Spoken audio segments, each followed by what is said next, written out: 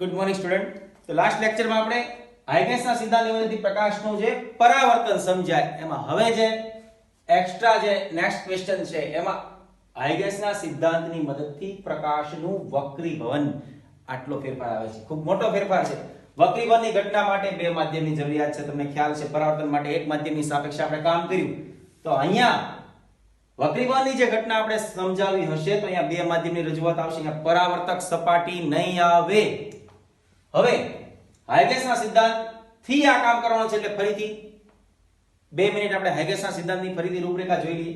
હાઇગેન્સનો સિદ્ધાંત કોઈ પણ તરંગાગ્ર પરનો કોઈ કણ કે બિંદુ પોતે સ્વયં સ્વતંત્ર એવા ગૌણ ઉદ્ગમ તરીકે વર્તે છે અને પોતાનામાંથી નવા ગોળાકાર ગૌણ તરંગોનું ઉત્સર્જન કરે છે. સૂક્ષ્મ સમયના અંતે આ ગોળાકાર તરંગોની પરિસ્પર્શિત પૃષ્ઠ જે તે સમયે નવા તરંગાગ્રનું સ્થાન અને સ્વરૂપ નક્કી કરે છે. આ થઈ ગયો હાઇગેન્સનો સિદ્ધાંત. અહીંયા ધારો કે આ છે ઉદ્ગમ છે, આ પહેલું છે તરંગાગ્ર બન્યું xy, આ છે મૂળભૂત તરંગાગ્ર છે t બરાબર 0 અથવા t સમય રાખો. ચલો t સમય. હવે પૈકી x અને y પર તો ઘણા બધા કણો છે. ઈ કણો પૈકી આપણે ખાલી 1 2 અને 3 કણો જ દેખાડીએ છીએ. તો આ 1 2 ને 3 કણો પોતે હવે શું બન્યા? ગૌણ ઉદ્ગમ બન્યા. પોતે ઉદ્ગમ બન્યા, પણ ગૌણ ઉદ્ગમ ધ્યાન રાખજો. હવે ગૌણ ઉદ્ગમ બને છે આ એની ગતિની દિશાની રજૂઆત છે. v જેટલી ઝડપથી આગળ વધતી વખતે પોતે ગૌણ ઉદ્ગમ બને ત્યારે કેટલા સમય પછી? તો કે t + ડેલ્ટા t. એટલે t તો હતો જ તે, ડેલ્ટા t જેટલો સમય ઉમેર્યો તો ડેલ્ટા t સમય અને v જેટલો વેગ તો v ડેલ્ટા t. આ અંતર મળી ગયું. ઈ અંતરને ધ્યાનમાં રાખીને ત્રિજ્યા વાળા ગોળા દોરો. એની આપણે આ ચાપ મૂકીએ તો ઈ જે ચાપ મૂકીએ છે એ બધા જ ગોળાઓને પરિસ્પર્શતું નવું પૃષ્ઠની કલ્પના કરો. અને ઈ પૃષ્ઠ એટલે તો t + ડેલ્ટા t સમયે નવું તરંગાગ્ર x ડેશ y ડેશ. આમ એક xy તરંગાગ્રમાંથી નવું તરંગાગ્ર x ડેશ y ડેશ તમને મળે છે. તો હાઇગેન્સની સિદ્ધાંતની સમજૂતી કંઈક આ રીતની જ છે કે કોઈ પણ તરંગાગ્ર ઉપર જેટલા કણ કે બિંદુ હોય સ્ટેપ બાય સ્ટેપ સ્ટાર્ટિંગ થી એન્ડિંગ સુધી બધા જ કણોની વાત આવે. પહેલા કણથી માંડીને છેલ્લા કણ સુધી બધા જ ને સ્વયં સ્વતંત્ર એવા ગૌણ ઉદ્ગમ બનવાનો મોકો મળે અને પોતે નવા ગોળાકાર ગૌણ તરંગોનું ઉત્સર્જન કરે. નિશ્ચિત ફોર્મ્યુલા સાથે જે તે સમયના અંતે તમારે નવું તરંગાગ્ર જોઈએ છે એ તરંગાગ્ર માટે તમે જે કાંઈ ગોળાઓની ત્રિજ્યા ધ્યાનમાં રાખીને ગોળા દોરો છો અંતે એના પરિસ્પર્શિત નવું પૃષ્ઠની કલ્પના કરો. આવું કાલ્પનિક પૃષ્ઠ એ નવું તરંગાગ્ર બને છે. તો આમ હાઇગેન્સના સિદ્ધાંત ઉપરથી ફરીથી આપણે વક્રીભવનની ઘટના છે આજે આપણે સમજવા જઈ રહ્યા છીએ. તો અહીંયા સૌથી પહેલા મારી લાઈન શું હોઈ શકે? એક પરાવર્તક સપાટી AB ધ્યાનમાં લ્યો કે નહીં? તો શક્ય નથી. અહીંયા આપણે બોલી ના શકાય પરાવર્તક સપાટી AB ધ્યાનમાં લ્યો. અહીંયા સિમ્પલી આપણે એવું બોલશું એક સપાટી AB ધ્યાનમાં લ્યો. બે માધ્યમને જુદી પાડતી સપાટી AB ધ્યાનમાં લ્યો. બે માધ્યમને જુદી પાડતી સપાટી AB ધ્યાનમાં લ્યો. મતલબ અહીંયા માધ્યમ બદલાય છે. ઉપરનું માધ્યમ અલગ છે, નીચેનું માધ્યમ અલગ છે. ધારો કે ઉપરના માધ્યમનો વક્રીભવનાંક n1, નીચેના માધ્યમનો વક્રીભવનાંક n2. સમજો ઉપરના માધ્યમમાં કોઈ તરંગાગ્ર આગળ વધતો હોય તો એનો વેગ v1, નીચેના માધ્યમમાં કોઈ તરંગાગ્ર આગળ વધતો હોય તો એનો વેગ v2. આ બધી રજૂઆત આપણે કરી રાખીએ છીએ. પછી સ્ટેપ બાય સ્ટેપ આપણે જ્યારે તરંગાગ્ર આપાત કરીએ અને પછી જે નવી ફોર્મ્યુલા આપણે મળે છે એમાં આપણે ઉપયોગ કરશું આ પ્રકારની પરિસ્થિતિનો. તો વક્રીભવનની ઘટના માધ્યમ 1 માધ્યમ 2 બે માધ્યમને જુદી પાડતી સપાટી AB. સૌથી પહેલી લાઈન સપાટી AB પર PQ તરંગાગ્ર આપાત કરો. ચલો સૌથી પહેલા AB સપાટી પર PQ તરંગાગ્ર આપાત કરો. PQ તરંગાગ્ર ક્યારે? તમને ખબર છે t બરાબર 0 સમયે. t બરાબર 0 સમયે શું આપાત કરો? PQ તરંગાગ્ર આપાત કરો. તો સૌથી પહેલી વાત થઈ ગઈ. આ PQ તરંગાગ્ર સપાટી AB પર આપાત થાય છે. અહીંયા તમે જોજો આ પરાવર્તક સપાટી નથી એટલે અહીંયા જે ગોળાકાર તરંગોનો નવા ગૌણ તરંગો જે બનાવે છે P થી Q વચ્ચેના જેટલા કણો એ બધા ગોળાકાર તરંગો ક્યાં બનશે? AB સપાટીની ઉપર કે નીચે? ઉપર કે નીચે? યસ. શું? હા નીચે. યસ. તો આ નીચે બનશે કારણ અહીંયા બીજું માધ્યમ છે, સપાટી પરાવર્તક નથી. તો શરૂઆત કરીએ બિંદુ P થી. તો સૌથી પહેલા P બિંદુ પરાવર્તનની ઘટનામાં જે સમજાવ્યું એ જ રીતે સૌથી પહેલા આપાત તરંગાગ્ર PQ પૈકીનું P બિંદુ એ સપાટી AB ના સંપર્કમાં સ્ટેપ બાય સ્ટેપ 1 2 3 4 5 જે કાંઈ કણો છે અસંખ્ય કણો Q સુધી એ બધા ધીમે ધીમે ફોર્મ્યુલેશન કરી ધીમે ધીમે ક્યાં આવવાના છે AB સપાટીના સંપર્કમાં આવશે યાદ છે ને પેલા પતંગની વાત યાદ આવી ને હા તો એ પ્રમાણે જ P થી Q પરના બધા જ સમયાંતરે કણો નીચે આવશે અને પોતે ગોળોદ્ગમ બનશે હવે જો સૌથી પહેલા P બિંદુ ગોળાકાર તરંગ બનાવે તો ક્યાં બનાવશે નીચે બનાવશે એટલે સૌથી પહેલું મારું તરંગગ્રહ જે બને છે એ બને છે આ રીતે રાઈટ આ પહેલું તરંગગ્રહ મારું બને છે ધીમે ધીમે ક્યાંથી ક્યાં સુધી શરૂઆત થઈ P થી Q સુધી તો P પછી 1 2 3 4 5 6 7 ટૂંકમાં જ્યાં સુધી જઈએ ત્યાં સુધી Q સુધીની જે ફોર્મ્યુલેશન છે ત્યાં સુધી આપણે આગળ વધવું પડશે તો સૌથી પહેલા ત્યાંની વાત થઈ ત્યાર પછી સહેજ આગળ વધો એની પછી આગળ વધો એમ કરીને ક્યાં સુધી આવવાનું છે છેલ્લે આપણે Q છે અને ક્યાં લાવવાનો છે સપાટી AB ના સંદર્ભમાં લાવવાનો છે આ વસ્તુ કરેલી પણ ક્યાં કરેલી પરાવર્તનમાં કરેલી ત્યારે બધી જ સપાટીના ઉપર હતા એ જ રીતે હવે નિશ્ચિત ફોર્મ્યુલાથી કામ નહીં કરતો તમને ખ્યાલ છે એક એક 1 2 3 નીચે નીચે આવતા જાય સપાટી B ના સંદર્ભમાં આવતા જાય એટલે નવા નવા ગોળાકાર તરંગો બનાવે તો જો આ રીતે નવા તરંગો બનાવતા જશે રાઈટ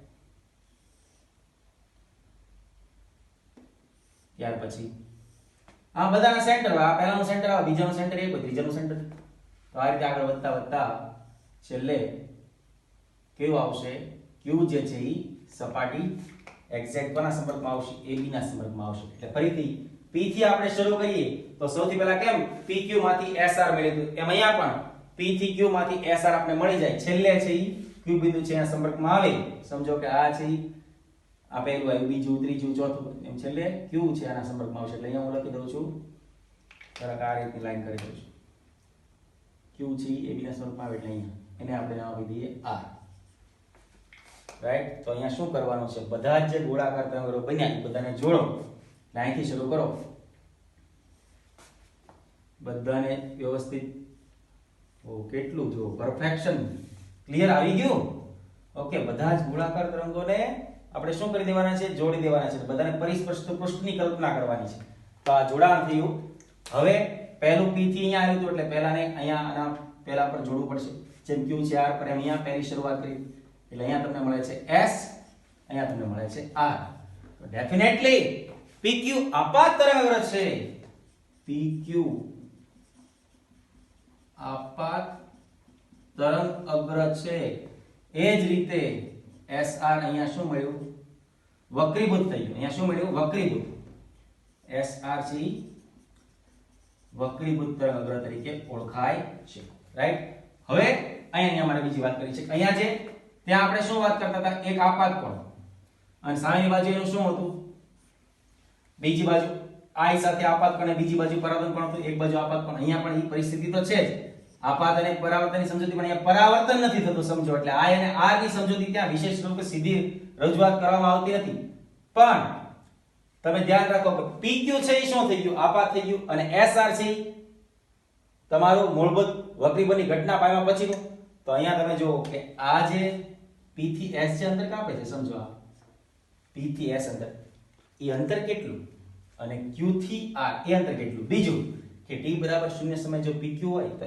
SR છે કયા સમયે એના માટે પણ મેં તમને રજૂઆત કરી છે t બરાબર t સમયે t બરાબર t સમયે આપણે શું મળે છે SR મળે છે t બરાબર t સમયે SR આપણને મળે છે રાઈટ તો અહીંયા પણ આપણે ખૂણા આ રીતે જ બનાવશું અને બંને ખૂણા જ્યારે બનાવી આપાત અને પરાવર્તનના ત્યારે અહીંયા વક્રીભૂત પરાવર્તન અહીંયા વક્રીભૂત બનશે કેમ આપાત તરંગ અને વક્રીભૂત તરંગ અહીંયા વક્રીભૂત કોણ અને આપાત કોણ એ રીતની રાત થશે અને સ્ટેપ બાય સ્ટેપ t બરાબર t સમયે આપણને જે SR મળે છે એ SR માટે આપણે વાત કરીએ તો આનો જે વેગ રહેશે એ બીજા માધ્યમનો વેગ v2 પહેલા માધ્યમનો વેગ v1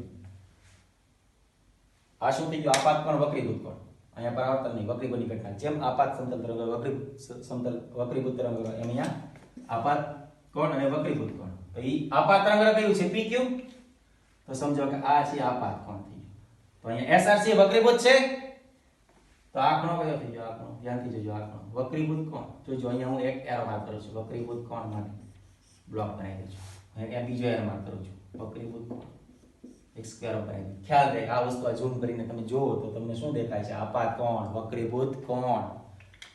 હવે t બરાબર t સમય pq તરંગગ્રહ અને t બરાબર t સમય નવું તરંગગ્રહ કયું મળ્યું? SR. મારી જે વાત હતી કે માધ્યમ બદલાય છે ને, ઉપરનું માધ્યમ n1 વક્રી વળાંક, ઉપરના માધ્યમમાં વેગ v1, નીચેના માધ્યમમાં વેગ v2, નીચેના માધ્યમમાં વક્રી વળાંક n2. તો પછી આ જે અંતર છે ps, અંતર માટે વેગ ગુણ્યા સમય, પણ વેગ v2 ને, તો સમજો ps અંતર શું થશે? v2t, right? એ જ રીતે અહીંયા qr અંતર શું થશે કહેશો? વેગ v1 છે તો એ થશે v1t. તો એટલો ડિફરન્સ આવ્યો ને. અહીંયા તમે જો કે qr જે છે એ v1t છે અને ps છે એ v2t છે, કારણ કે આ બીજું માધ્યમ છે. આ ટૂંકમાં એ બી સપાટી ઉપરનું માધ્યમ n1, નીચેનું માધ્યમ n2 વગેરે બરાબર. સમજો કે આ પહેલા કરતા ઘટ છે, બરાબર છે. ઉપર છે એ વક્રી n1, n2, વેગ v1, વેગ v2. હવે સમજૂતી છે એ લગભગ તમને ક્લિયર મળે છે. કઈ આકૃતિની દ્રષ્ટિએ આપણે જ્યારે વાત કરતા હતા ત્યારે પરફેક્ટલી આપણે જે સમજણ અત્યારે જોઈએ છે એ આપણને મળે છે. હવે આપણે શું કામ કરવાનું છે? તો આકૃતિની જે પરિસ્થિતિ છે એ પરિસ્થિતિના આધારે આપણે જે ત્રિકોણની સમજૂતી લઈને આપણે આગળ કામ કરીએ. તો શું કરશું? હાલની પરિસ્થિતિમાં ફરીથી ત્રિકોણ રજૂ કરો. બોલો ત્રિકોણ PQR અને ત્રિકોણ PSR, રાઈટ? હવે અહીંયા આ બંને ત્રિકોણમાં સમજો કે અહીંયા ખૂણો છે I અને અહીંયા ખૂણો છે R. આ બંને માટે કર્ણ કોમન થઈ ગયો. PR છે ને ઉપરના ત્રિકોણ અને નીચેના ત્રિકોણ માટે કર્ણ કોમન થઈ ગયો. વક્રીભુજની ઘટના છે, જોજો. સ્નેલની પરિસ્થિતિ આવે ના આવે, પરિસ્થિતિ ધ્યાનમાં રાખીને sin નો જે ખૂણો છે એ વિચારો. અહીંયા બે છે, PQR ત્રિકોણ છે ઉપર બાજુ, નીચેની બાજુ છે PSR. ઉપરની બાજુ n1 વક્રી બનાવ, માધ્યમનો વેગ v1 જે માધ્યમ ગતિ કરે છે. અહીંયા નીચેની બાજુ જે કિરણ ગતિ કરે છે, ટૂંકમાં એના માટે વેગ v2 અને વક્રી બનાવ n2 ધારો માધ્યમ. PQR અને PSR માટે અહીંયા ખૂણો બને છે આપાત કોણ I, વક્રીભૂત કોણ R. તમે જુઓ PQR અને PSR માટે કોમન શું છે? તો કે PR બાજુ કોમન છે. કઈ બાજુ? PR બાજુ. આના માટે લ્યો તો sin I શું થાય? PQR માટે sin I. સામેની બાજુ છેદમાં કર્ણ, મતલબ QR છેદમાં PR કર્ણ. તો આ બાજુ જોવો ને, PSR માં જોવો, એમાં આ લ્યો કોણ R. તો sin R વક્રીભૂત કોણ માટે કરો. તો સામેની બાજુ PS છેદમાં કર્ણ PR, રાઈટ? સમજાય છે? PS છેદમાં કર્ણ PR. બહુ ધ્યાનથી સમજજો. બંને ત્રિકોણ માટે ત્રિકોણ PQR sin I બરાબર સામેની બાજુ છેદમાં કર્ણ, ત્રિકોણ PSR sin R બરાબર સામેની બાજુ છેદમાં કર્ણ, રાઈટ?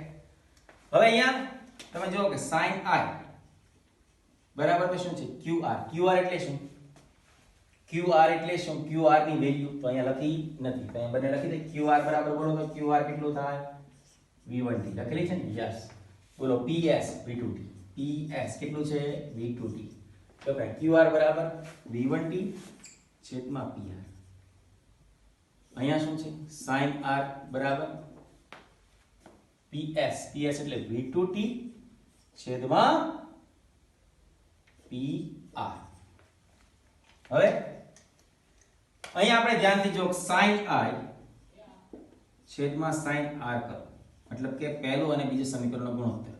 તો શું થાય? v1t ના છેદમાં PR બરાબર v2t છેદમાં PR. અહીંયા તમે જો બંને માટે જે કર્ણની સમજૂતી તે કોમન હતી ને, બંને માટે કર્ણની સમજૂતી કોમન છે.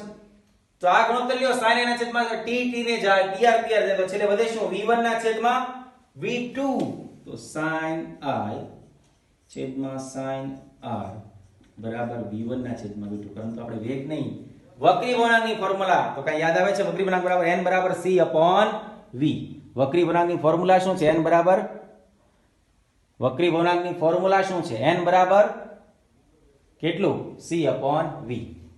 અહીંયા ફરીથી એકવાર જો ફોર્મ્યુલા મૂકતા પહેલા આપણે અહીંયા ત્રિકોણ PQR કર્યો, અહીંયા ત્રિકોણ PSR, બંનેને ધ્યાનમાં લીધા.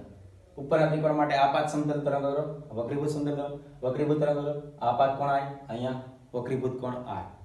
ત્રિકોણ PQR PQR અને ત્રિકોણ PSR એટલે PSR એના માટે જો PQR માટે sin i આ કોણ લ્યો sin i સામેની બાજુ છેદમાં કરવાનું એટલે કે QR છેદમાં PR લખ્યું QR છેદમાં PR sin i બરાબર QR ના છેદમાં PR sin r નીચેનો PSR માટે sin r ક્લિયર દેખાય છે sin r માટે સામેની બાજુ છેદમાં કરવાનું એટલે PS ના છેદમાં PR હવે જે sin i અને sin r બે આપણને મળ્યા છે એમાં જે Q થી R છે અને P થી S છે એ આપણે અહીંયા લખીએ QR બરાબર શું QR પહેલું માધ્યમ વેગ v1 એ માધ્યમમાં v1t QR બરાબર v1t એ જ રીતે બીજું માધ્યમમાં વેગ v2 છે ને તો PS બરાબર v2t રાઈટ તો એ બંનેની કિંમત આપણે હવે ક્યાં મૂકી છે sin i બરાબર v1t ના છેદમાં PR અને sin r બરાબર v2t ના છેદમાં PR કરો ભાઈનો ગુણોત્તર સમીકરણ 1 અને સમીકરણ 2 એટલે 1 ભાગ્યા શું કરીએ 2 શું થઈ ગયું v1t PR v2t PR PR જાય tt જાય તો v1 ના છેદમાં v2 તો n બરાબર c v ની સૂત્રની સમજૂતીના આધારે આમ તમે જુઓ તો sin i ના છેદમાં sin v1t v1 vt તો પછી શું થાય n2 n1 તો આ સૂત્રમાં આગળ વધારો ધ્યાનથી જુઓ આ સૂત્રના આધારે શું લખાય જુઓ sin i ના છેદમાં sin r બરાબર v1 ના છેદમાં v2 બરાબર સૂત્રના આધારે શું લખાય n2 ના છેદમાં n1 રાઈટ હવે તમે v1 v2 વાળી વસ્તુ સ્કીપ કરો તો n1 છે ઉપર જાય અને આ sin r છે આ બાજુ જાય એક ખૂબ જ મહત્વનું સૂત્ર મળે જે સૂત્ર માટે તમને તરત એક વૈજ્ઞાનિકનું નામ યાદ આવે બોલો એનું નામ શું છે સ્નેલ તો આ તમારો એક પ્રકારનો વક્રી ભવનની જ સમજૂતી મળી ખાલી તમે શું મળ્યું બોલો n1 sin i n1 sin i બરાબર n2 sin r અહીંયા n1 sin i બરાબર n2 sin r ની જે કિંમત મળી જે વક્રીભવન માટે સ્નેલના નિયમનું સૂચન કરે છે જે વક્રીભવન માટે સ્નેલના નિયમનું સૂચન કરે છે તો આ રીતે હાઇગન્સના સિદ્ધાંતની મદદથી એક બીજો મહત્વનો સિદ્ધાંત છે એની તારવણી આપણને મળે છે પહેલી સમજૂતી હતી પરાવર્તન બીજી સમજૂતી હતી વક્રીભવન તો ખાસ ધ્યાનથી 1 થી 2 મિનિટમાં રિવાઇઝ કરો વક્રીભવનની જે ઘટના છે એ સમજૂતીમાં આપણે શું કર્યું ત્યાર પછી થોડા સમય પછી જે આપણે ટેસ્ટ છે એ ટેસ્ટ માટે પણ થોડી વાત કરીએ કે આ જે ચેપ્ટર છે આગળનું રે ઓપ્ટિક્સ ઈ અને 8મું ચેપ્ટર વિદ્યુત ચુંબકીય અથવા તો એની સાથે આપણે જોઈએ તો એક બે દિવસમાં તમને કોર્સ પણ આપી દઈએ પણ સારી તૈયારી સાથે શનિ અને મંગળવારની જે ટેસ્ટ છે એમાં તૈયારી સાથે વ્યવસ્થિત કામ કરવું અહીંયા સૌથી પહેલા AB સપાટી પરાવર્તક નથી PQ આપાત તરંગગ્રહ સ્ટેપ બાય સ્ટેપ P થી Q પરના બધા જ કણ કે બિંદુ AB ના સંપર્કમાં આવે પોતે ગુણોદ્ગમ બને નવા નવા ગોળાકાર તરંગો બનાવે સૂક્ષ્મ સમયની અંદર કયો સમય તો કે t બરાબર 0 સમય હતો તો t બરાબર t સૂક્ષ્મ સમય તો t સમયની અંદર નવા તરંગોનું સ્થાન કેમ મળે બધા જ કાલ્પનિક પૃષ્ઠની પરિસ્પૃષ્ટુ બધા જ ગોળાકાર તરંગો છે પરિસ્પૃષ્ટુ પૃષ્ઠની કલ્પના કરી જે આપણું નવું વક્રીભૂત સમતલ તરંગગ્રહ મળી ગયું એટલે SR એ આપણને જવાબ પેટે મળે છે PQ માંથી PQ છે AB પર આ રીતે આપાત થાય એટલે આપાત કોણ બનશે SR પાસે અહીંયા R પાસે આ કોણ છે વક્રીભૂત કોણ બનશે અને ખાસ આ પરિસ્થિતિ ધ્યાનમાં લઈએ ત્યારે માધ્યમ 2 છે ઉપરના માધ્યમમાં વક્રીભવન n1 ત્યાં ઉપરના માધ્યમમાં જે કિરણ દાખલ થાય છે એનો તરંગ માટે એનો વેગ છે v1 નીચેના માધ્યમમાં આપણે જોઈએ તો એનો વક્રીભવન છે n2 અને વેગ છે v2 તો આ પરિસ્થિતિ કર્યા પછી આપાત કોણ અને વક્રીભૂત કોણની સમજૂતી આપી અને સાથે સાથે વેગ ઉપર અલગ છે એટલે આ અંતર છે v1t qr છે v1t નીચેનો જે વેગ છે ps એ નીચેનું માધ્યમ છે ત્યાં વેગ v2 છે એટલે ઈ જે અંતર છે એનું નામ આપ્યું v2t રાઈટ હવે સુધી શું કર્યું સપાટી ઉપરનો ત્રિકોણ નીચેનો ત્રિકોણ a pqr અને psr માટે આ માટે sin i લીધો નીચેના માટે sin i લીધો જો sin i તો સામેની બાજુ છેદમાં કર્ણ નીચેના માટે sin r તો સામેની બાજુ છેદમાં કર્ણ બંને સમજૂતી qr અને ps ની કિંમત મૂકી v1t pr v2t pr સમીકરણ 1 સમીકરણ 2 બંનેનો ગુણોત્તર કરો sin i છેદમાં sin r બરાબર v1t upon pr v2t upon t t pr pr જાય છે એટલે વધી શું v1 ના છેદમાં v2 પણ એનો વક્રી વળાંક સાથેનો સંબંધ અને સંબંધના આધારે તમે લખી શકો sin i ના છેદમાં sin i બરાબર v1 ના છેદમાં v2 બરાબર n2 upon n1 અને આના કારણે n અને sin ટૂંકમાં આપાત કોણ વક્રીભૂત કોણ વાળા સંબંધ સાથે તમે વક્રી વળાંકને ગુણી દો ક્રોસ ગુણાકાર તો શું મેળવી શકો છો n1 sin i બરાબર n2 sin r સ્પષ્ટપણે મળે છે જે વક્રીબળ માટે સ્નેલના નિયમનું સૂચન કરે છે આ છે હાઇગેન્સના સિદ્ધાંતની મદદથી પ્રકાશનું વક્રીબળ ઓકે થેન્ક યુ